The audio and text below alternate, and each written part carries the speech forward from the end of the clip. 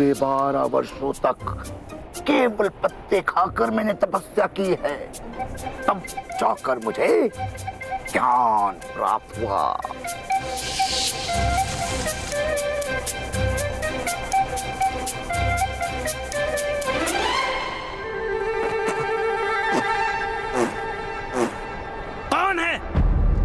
कौन है जो हमारी तपस्या भंग करने आया है?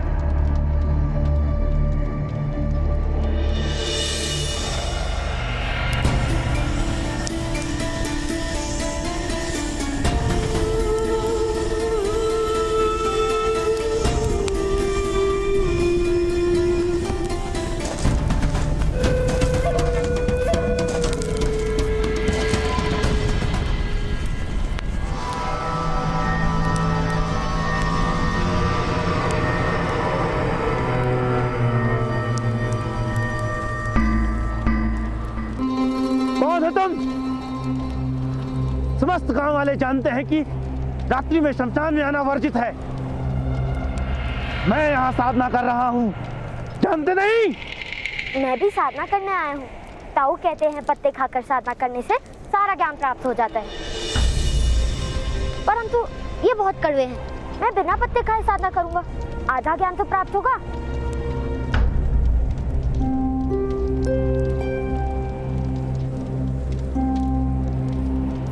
इस समय तुम्हें शमशान में आते भय नहीं लगता बालक? किसका भय? मृत्यु का। भूत पिशाच यहाँ तुम्हारा भक्षण कर जाएंगे, जानते नहीं? आपका भक्षण नहीं किया तो मेरा भक्षण क्या करेंगे?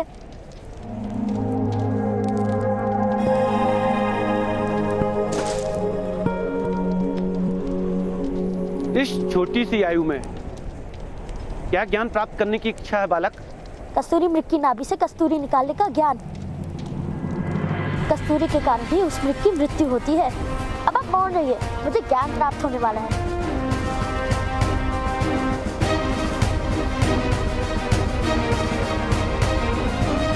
आओ पुत्र। आधी रात में तुम्हें कस्तूरी मृगों की चिंता क्यों है बालक?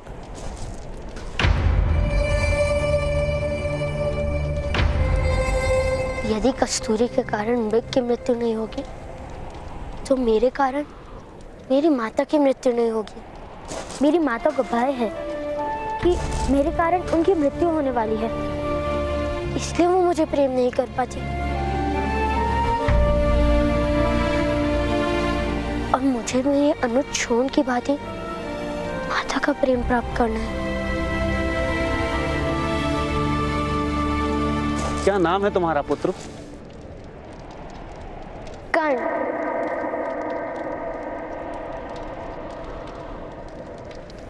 राधे कर्ण।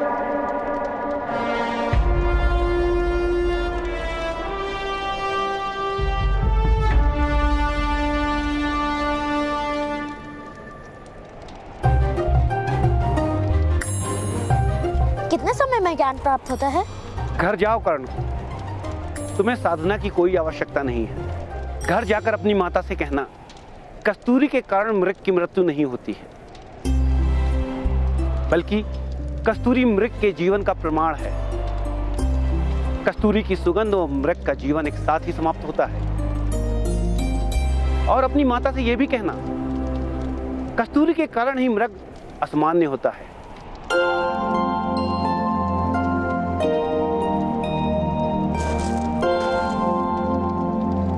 आपको इतना ज्ञान कहां से प्राप्त हुआ?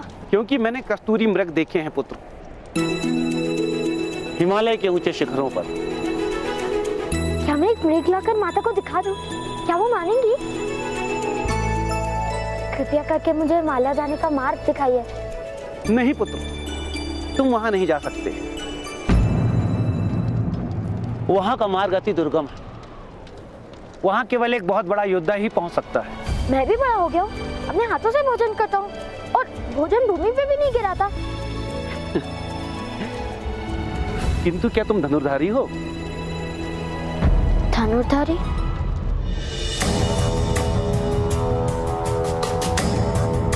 धनुर्धारी क्या होता है? जिसके पास धनुष होता है। अगर मेरे पास धनुष होगा तो क्या मैं वहां पहुंच जाऊंगा? हाँ, किंतु धनुर्धारी बनने के लिए कड़ा परिश्रम करना पड़ता है। यदि मेरे परिश्रम से मुझे माता का प्रेम मिले तो कोई परिश्रम बड़ा नहीं। आपका धन्यवाद। आपके दिए गए ज्ञान से मैं धनुर्धारी बनकर माता के लिए कस्तूरी मृग अवश्य ले आऊंगा। तुम्हारी निर्भयता देखकर मुझे विश्वास हो गया है कि तुम अवश्य किसी ऊंचे क्षत्रिय वंश के पुत्र हो। तुम अवश्य धनुर्धारी बनोगे। धनुष का ज्ञान प्राप्त करने के लिए यह पत्ते खाने की आवश्यकता है? नहीं,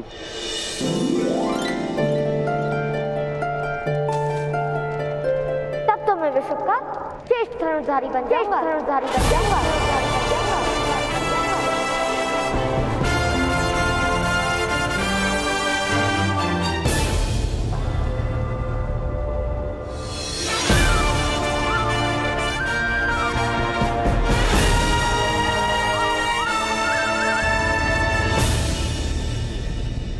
भगवान सूर्य, आज दौड़ मेरे घर तक होगी। सज हैं आप?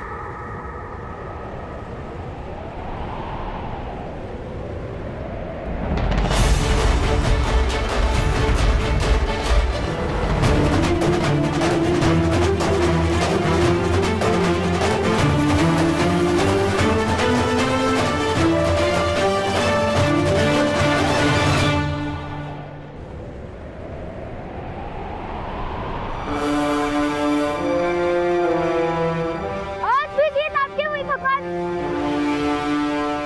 आज मेरे मन में कस्तूरी मृग के विचार चल रहे हैं ना, इसलिए मेरी पराजय हुई। माता के लिए कस्तूरी मृग लाकर मैं आपसे फिर स्पर्धा करूंगा।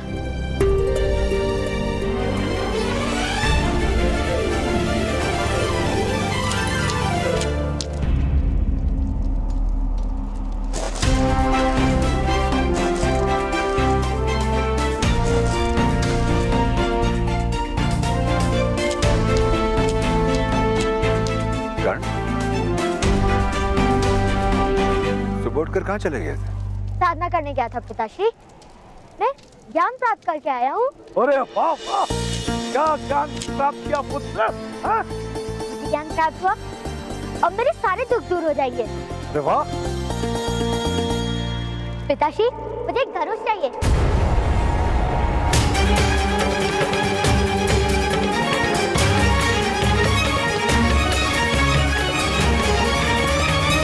तुम्हें धनुष का क्या काम पुत्र?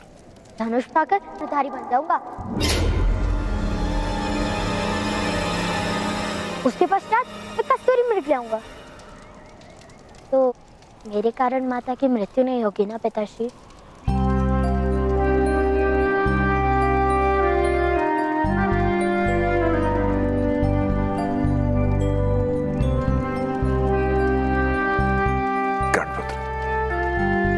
तुम्हारी माता का जीवन बहुत लंबा है। ना तुम्हें कस्तूरी मृग लाने की आवश्यकता है और ना ही धनुष उठाने की।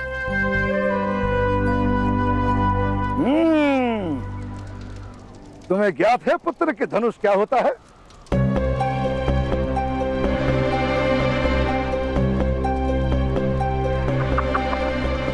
तो आज जोन और तुम मेरे साथ चलो, मैं तुम्हें वास्तविक धनुष क्या है बताऊंगा।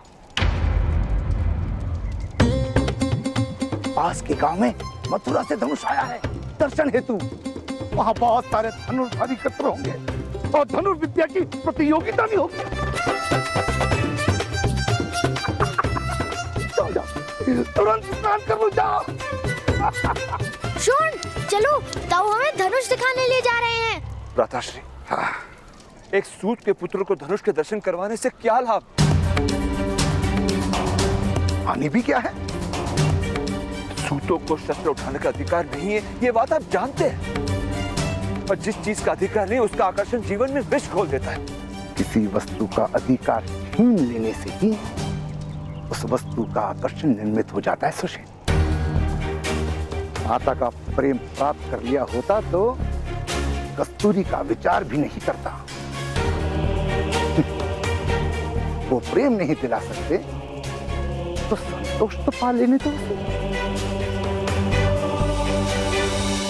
एक बार कर्ण धनुष देख ले, उसे संतोष निर्दोष हो जाएगा। वैसे भी समाज को समझने के लिए भी समय है उसके पास। किंतु विचार कीजिए भ्राताश्री, यदि कर्ण में उत्तम धनुधारी बनने की शक्ति हुई तो सिद्ध हो जाएगा कि ऊंच नीच के भेद मिथ्या हैं,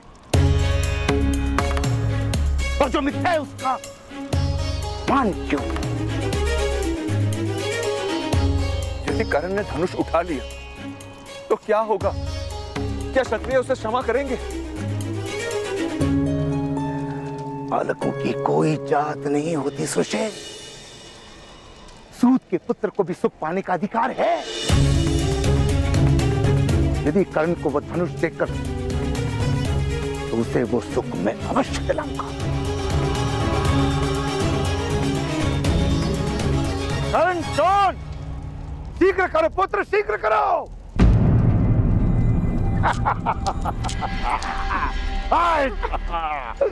आज हम धनुष दर्शन के साथ उन क्षत्रियों को एक दिव्य रत्न भी बेचाएंगे।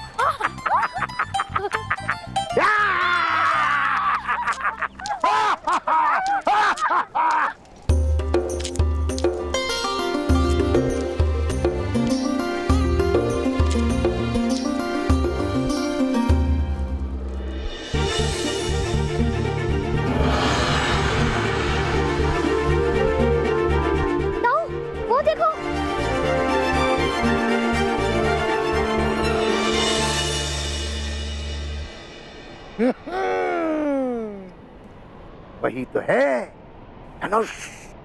जाओ स्पर्श कर लो धनुष। जीवन में प्रथम और अंतिम बार।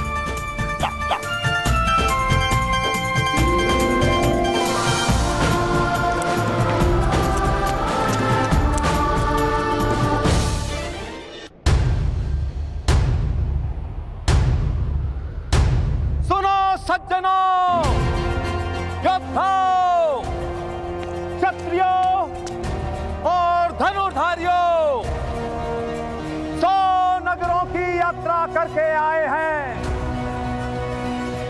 किंतु लक्ष्य भेद करने वाला एक भी क्षत्रिय हमें नहीं मिला। क्या इस नगर में है कोई महान धनुर्धारी जो व्यक्ति उस लक्ष्य का भेदन करेगा?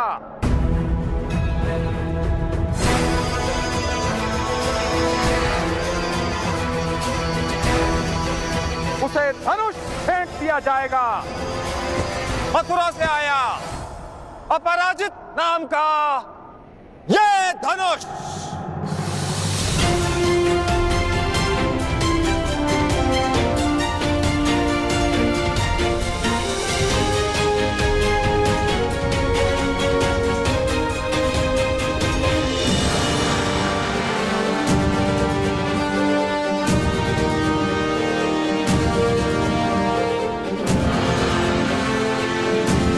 शोन,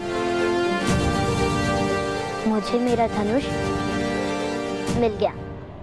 अब ये प्रतियोगिता तो मुझे ही जीतनी पड़ेगी।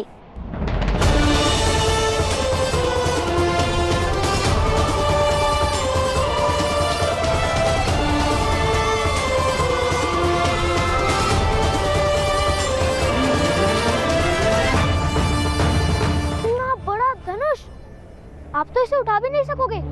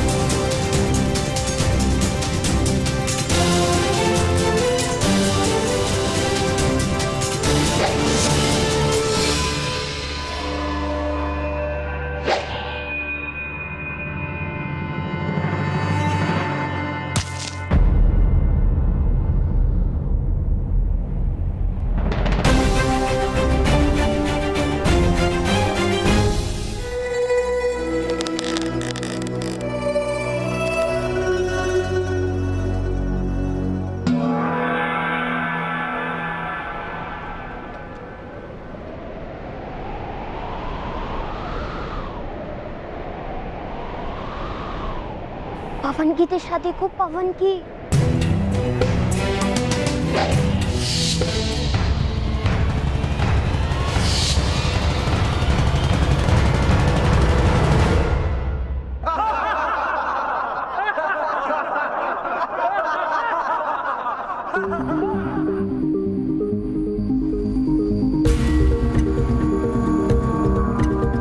अर्थात लक्ष्य वेधने के लिए हमें बाण पवन की दिशा के अनुरूप छोड़ना होगा।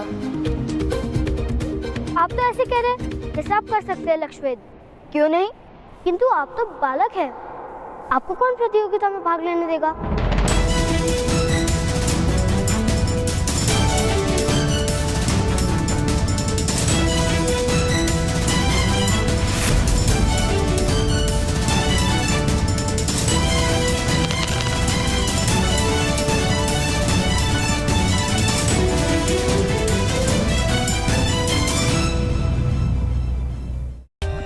For more updates, subscribe to our channel, click the show links and enjoy watching the videos.